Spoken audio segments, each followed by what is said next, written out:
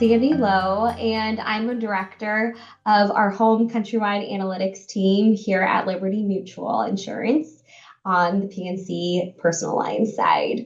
I live in Chicago in the United States, and I am currently on the board of directors for the Casualty Actuarial Society. And I'm a co-founder and a board member of the Network of Actuarial Women and Allies, also known as NAWA. Hello, hi, this is Anayelli Montagner Miranda from Mexico. I'm an actuary. I currently the head of life and health for Latin America and the Caribbean for Gallagher Re. I'm also part of the board of the health section at the International Actuarial Association. I'm the president of the Latin America subcommittee of the International Actuarial Association, and I am also the secretary of the National College of Actuaries here in Mexico. So, Sandy, I have two questions for you today.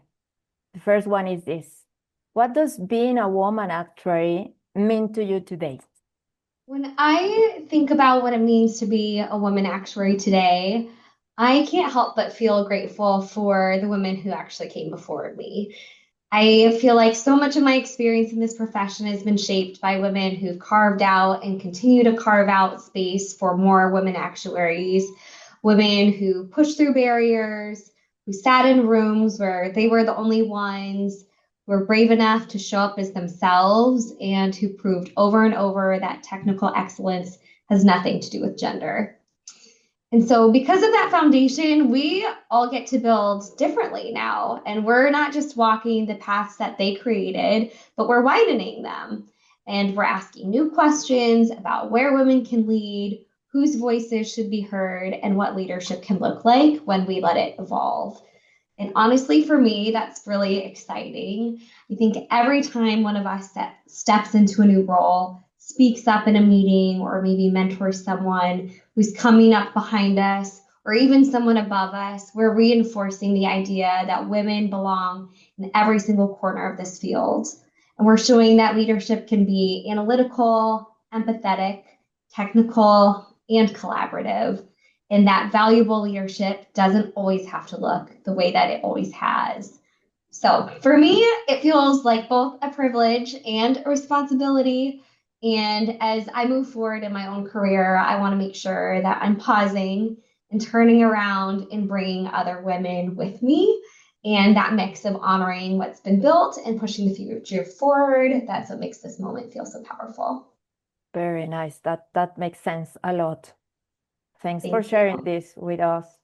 And Sandy, please tell us, what do you think are the main challenges the profession is facing now? It's a good question. And I think one of the biggest challenges, maybe to nobody's surprise, for the profession right now is figuring out how to really embrace AI. Not in a this will replace us type of way, but in a this can make us better at what we do way. The work is moving faster, the data is getting bigger, and I think the expectations on actuaries are growing, and AI can help us to keep up, but only if we really lean into it. And I think the real challenge is learning how to use these tools thoughtfully, how we validate results, understand what risks are out there, and just knowing where human judgment still matters the most. I actually think, though, that is where actuaries shine because we are trained to question assumptions and to think critically. And that's exactly what's needed to make sure that AI is useful, but also responsible. So I've seen actuaries on both sides, some who are genuinely excited about changes like these and very eager to be early adopters. And then those who maybe are a little bit more hesitant, not because we're not capable, but maybe because change can be uncomfortable. And it also does take time and energy to adapt. And it takes leadership, buy-in, and accountability to make change. So I do think that it's super important for all of us to kind of push ourselves and embrace it.